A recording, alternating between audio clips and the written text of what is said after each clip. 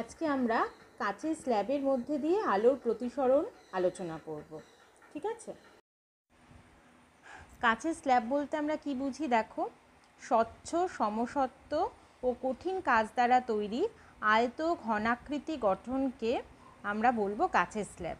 ঠিক আছে, আয়ত ঘনকের সাথে তোমরা সকলেই পরিচিত, একটা দেশলাই বক্স বা একটা পেন্সিল বক্স, জিওমেট্রি বক্স, এগুলো সব আয়ত ঘনকের উদাহরণ। এবার দেখো এই ছবিটাতে এই আয়তঘনককে যদি আমি জ্যামিতিকভাবে খাতায় আঁকি তাহলে কীরকম হবে সেটা এখানে দেখানো হয়েছে। ঠিক আছে, A B C D E F G H, এটা হচ্ছে কাচের আয়তঘনক। দেখো এই যে A B C D F G H আয়তঘনকটা রয়েছে, আলোকরশ্মি কোন তলে আপতিত হবে? এ বি এফ ই, এই তলে আলোকরশ্মি আপতিত হবে। আপতিত হওয়ার পর কি হবে দেখো, বায়ু থেকে কাচ মাধ্যমে প্রবেশ করছে, তাই তো দুটো মাধ্যমের ঘনত্ব আলাদা, তাহলে প্রতিসরণ ঘটবে। তাহলে যখন প্রতিসরণের ফলে আলোকরশ্মি বায়ু থেকে কাচ মাধ্যমে প্রবেশ করলো এবং কাচ মাধ্যমে আসার পর কিন্তু ও যেহেতু কাচ মাধ্যমটা বলেই নিয়েছি যে সমসত্ব কাচ মাধ্যম নেওয়া হয়েছে, তাহলে আলোকরশ্মি এখানে সোজা পথে যেভাবে সোজা পথে যাবে, গিয়ে এই ডি সি জি এইচ এই তলে আপতিত হবে। এই তলে আপতিত হওয়ার পর কি ঘটবে, আলোকরশ্মি এবার কাঁচ থেকে বায়ু মাধ্যমে প্রবেশ করবে। আবার যেহেতু দুটো মাধ্যমের ঘনত্ব আলাদা, আবার তাহলে এখান থেকে কাঁচ থেকে বায়ুতে আলোর প্রতিসরণ ঘটবে। ঠিক আছে, এইবার আজকে আমরা কি করব, এই যে এই তল A B F E R D C H G, এই দুটো তলে আলোর যে প্রতিসরণ ঘটলো, এই পুরো ঘটনায় আলোকরশ্মির গতিপথ কি হবে, অর্থাৎ আলো এই তলে আপতিত হওয়ার পরে এই কাঁচফলকের মধ্যে দিয়ে গেল, আবার এই ডিসিএইচ জি এই তল থেকে নির্গত হলো, এই পুরো ঘটনায় আলোকরশ্মির গতিপথ কী হবে সেটাই আমরা আজকে দেখব। ঠিক আছে, এবার খুব সহজভাবে যদি আমি এটাকে ছবির মাধ্যমে প্রকাশ করি তাহলে আমরা কি দেখব, আমরা সামনে থেকে এই এ বি সি ডি এই তলটাকে দেখতে পাবো। আমরা দেখব আলোকরশ্মি এখানে আপতিত হবে, এই তারপর কাঁচ মাধ্যমে প্রতিসরণ ঘটবে, করে কাঁচ মাধ্যমের মধ্যে দিয়ে আলোকরশ্মি সরলরেখায় যাবে, করে আবার এই সিডি এখান থেকে বেরিয়ে আসবে। ঠিক আছে, সুতরাং আমরা এরপরে যেই ছবিগুলো আঁকবো তখন কিন্তু আমরা পুরো ঘনকটার আমরা যে সামনের ফেসটা, সেই সামনের ফেসটারই ছবি আঁকবো, অর্থাৎ এ বি সি ডি এই তলটার ছবি আঁকবো। ঠিক আছে, এখানে কাচের স্ল্যাব এবং একটা লেজার বিমের সাহায্যে কাচের স্ল্যাবের মধ্যে দিয়ে আলোর প্রতিসরণ কিভাবে হয় তা দেখানো হচ্ছে। দেখো এখানে এই কাচের স্ল্যাবের যে তলটা দেখতে পাচ্ছ তোমরা, সেটা আমরা ওই ছবিতে যেটা আমি বললাম এবিসিডি তল, সেই তলটা বুঝতে পারছো। দেখো প্রথমে এই ব্লকের ওপর লেজার বিমটাকে লম্বভাবে ফেলা হয়েছে, এর ফলে দেখো আলোকরশ্মি সোজা ব্লকের উপর এসে সোজা বেরিয়ে যাচ্ছে, এর কোনো ডেভিয়েশন হচ্ছে না। ঠিক আছে, এইবার কি করব, ধীরে ধীরে আলোকরশ্মিটাকে একটা কোণে আনতভাবে তলের উপর ফেলা হচ্ছে। দেখো কীরকমভাবে যে রশ্মিটা নির্গত হচ্ছে সেটা কিভাবে ডেভিয়েট করে যাচ্ছে, চ্যুতি ঘটছে। এবার দেখো তোমাদের বোঝানোর জন্য আমি অ্যারো দিয়ে আপতিত রশ্মিটাকে দেখিয়েছি, এটার একটা নাম দিই পিকিউ আপতিত রশ্মি, তারপর কিউআর পথে ও এবিসিডি এই ব্লকটার মধ্যে দিয়ে, কাঁচের ব্লকের মধ্যে দিয়ে গেছে, তারপর আরএস পথে বায়ু থেকে নির্গত হয়েছে। ঠিক, এইবার দেখো এবিসিডি তলে কিউ বিন্দুতে হচ্ছে, কিউ বিন্দু হলো আপতন বিন্দু, তাহলে এই বিন্দুতে আমি এবি তলের উপর একটা লম্ব এঁকেছি, আর পিকিউ রশ্মিটা এই লম্বের সাথে যে কোণ করেছে সেটা I1, তাহলে I1 হচ্ছে আপতন কোণ। এবার কাঁচের ব্লকের প্রতিসরণের পর প্রতিষ্ঠিত রশ্মি যেটা কিউআর, সেটা দেখো ব্লকের লম্বের সাথে R1 কোণ করেছে, তাহলে এ বি সি ডি এই এবি তলে প্রতিসরণ কোণ হলো R1। ঠিক আছে, এবার কাঁচের ব্লকটা একটা স্বচ্ছ মাধ্যম হিসেবে আমরা নিয়েছিলাম, সুতরাং এক্ষেত্রে আলোকরশ্মি সোজা পথে যাবে, কিউআর পথে গেছে, গিয়ে সিডি তলে আপতিত হয়েছে।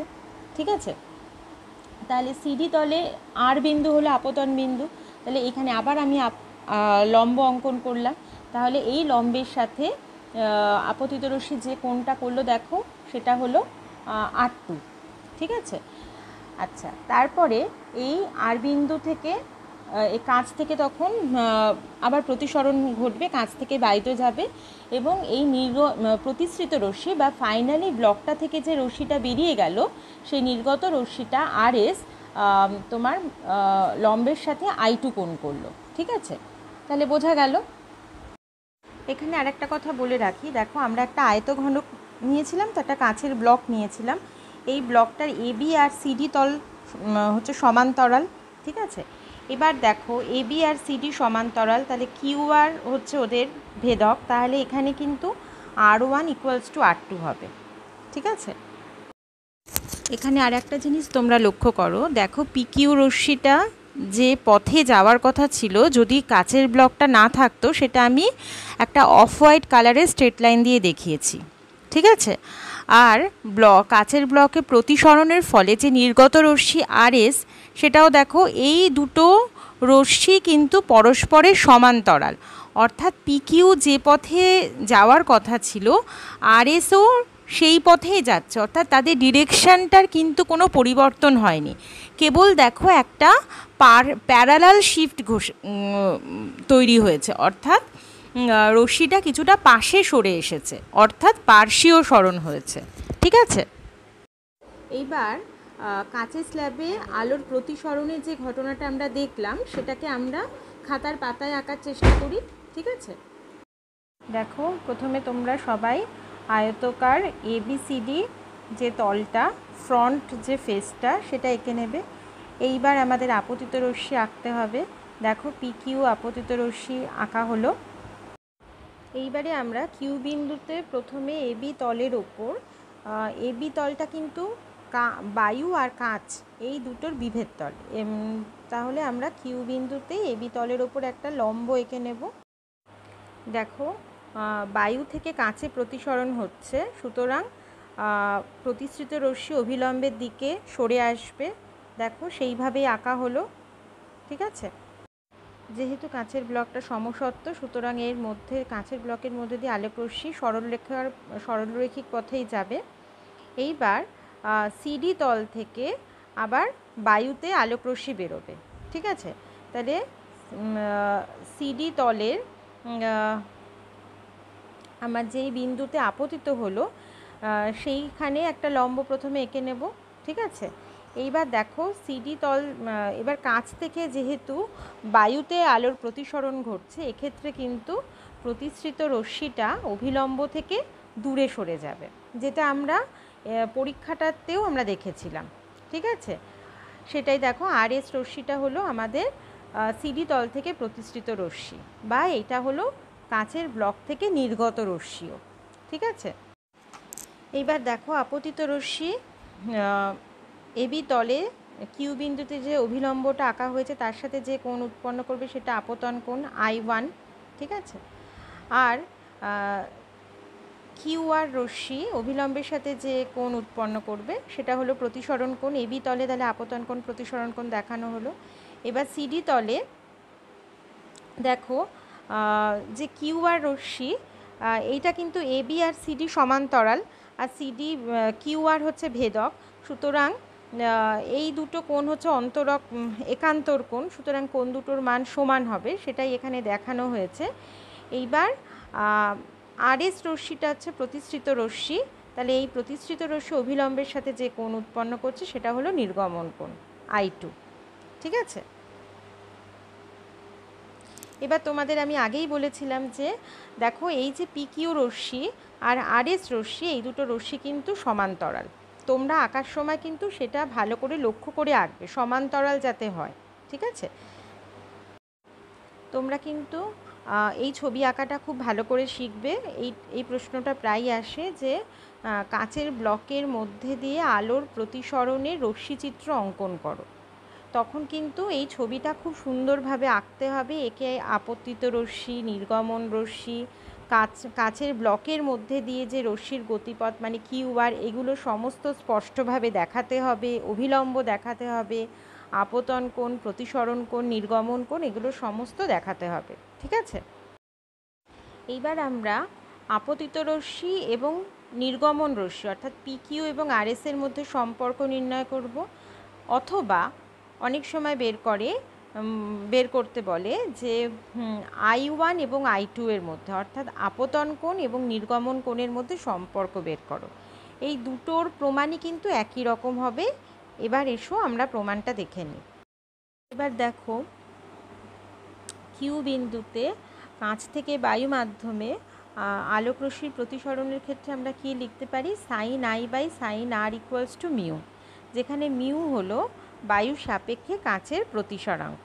ঠিক আছে, এবার দেখো আর বিন্দুতে প্রতিসরণের ক্ষেত্রে আমরা কি দেখব, দেখো R1 কিন্তু এক্ষেত্রে আপতন কোণ আর I2 হচ্ছে প্রতিসরণ কোণ।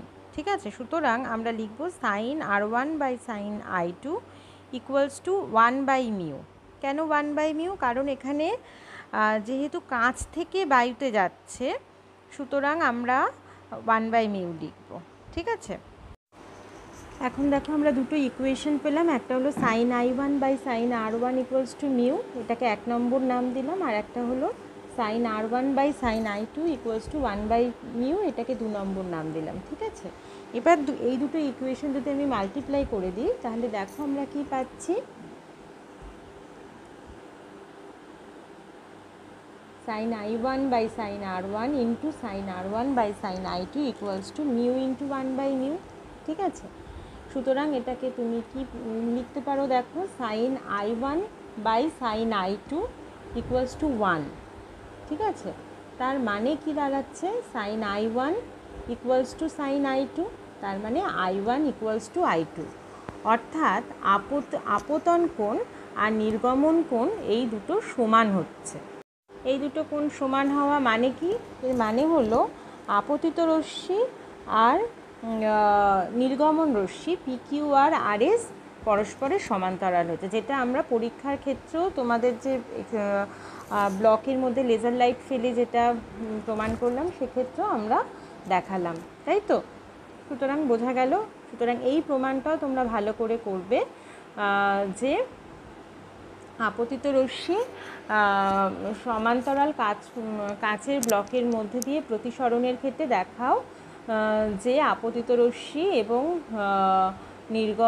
নির্গত রশ্মি পরস্পরের সমান্তরাল, এটাও দিতে পারে, বা প্রমাণ দেখাও যে আপতন কোণ এবং নির্গমন কোণ পরস্পরের সমান।